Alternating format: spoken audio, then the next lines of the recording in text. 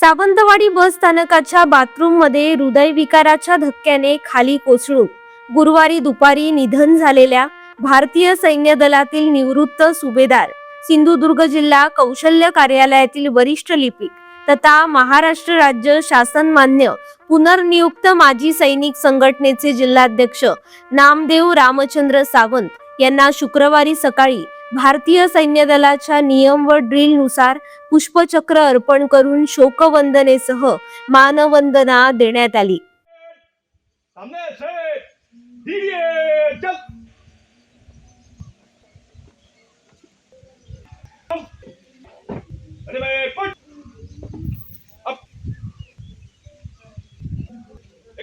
चल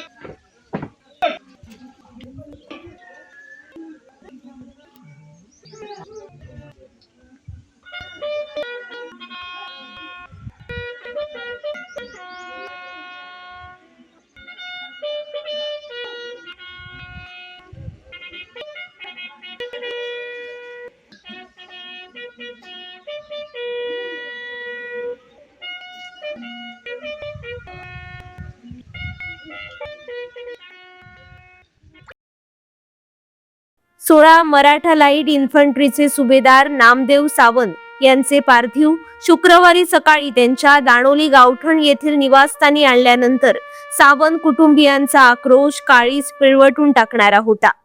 यावेळी उपस्थितांची मने हेलावली।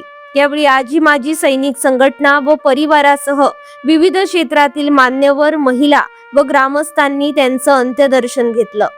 त्यानंतर भारतीय सैन्य दलाच्या नियमानुसार पुष्पचक्र अर्पण करण्यात आलं।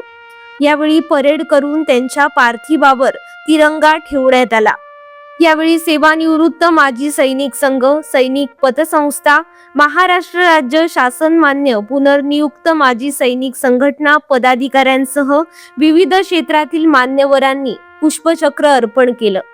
त्यानंतर शोकाकुल वातावरणात त्यांच्यावर अंत्यसंस्कार करण्यात आले।